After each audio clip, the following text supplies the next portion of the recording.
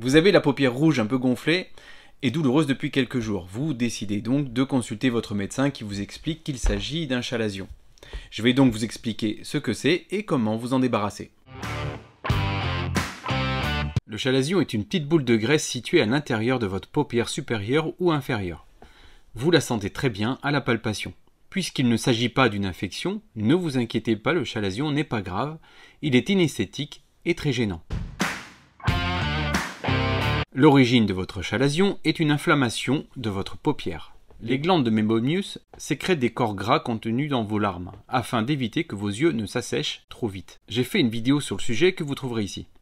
À la suite de l'inflammation de vos paupières, l'orifice d'une de ces glandes se rétrécit et se bouche. La glande gonfle, ce qui forme le chalazion. Si vous êtes patient et que vous avez de la chance, le chalazion peut disparaître tout seul. Mais il vaut mieux une prise en charge par un spécialiste. Le premier traitement consiste à réduire l'inflammation des paupières. Il s'agit souvent d'une crème à base de corticoïdes et d'un antibiotique.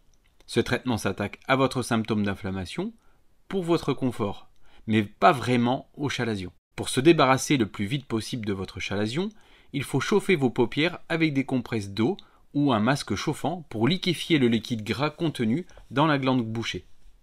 Ensuite, des massages doux de vos paupières permettent d'évacuer une partie du liquide par l'orifice de la glande. Pour masser le chalazion, il faut l'attraper délicatement entre votre pouce et votre index. S'il n'y a pas de bon résultat avec les 2 premiers traitements, votre ophtalmologiste pourra vous proposer une intervention chirurgicale pour vider le chalazion. Cette intervention n'est proposée que si le chalazion est enquisté, c'est-à-dire entouré d'une coquille qui l'empêche de se vider avec les massages. Ce geste chirurgical ne se fera qu'en l'absence de paupières inflammatoires. Le chirurgien va inciser légèrement votre paupière en passant par-dessous pour éviter les cicatrices. Maintenant que vous avez soigné votre chalazion, il faut s'attaquer à la cause. Car oui, les chalazions peuvent être répétitifs si la cause réelle de l'inflammation n'est pas traitée.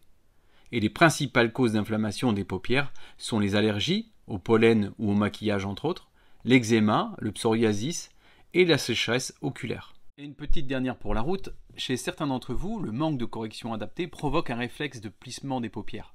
Cette contraction peut comprimer les canaux excréteurs des glandes de Meibomius, ce qui provoque le chalazion. Porter une correction optique plein temps peut éliminer la cause et régler votre problème de chalazion à répétition.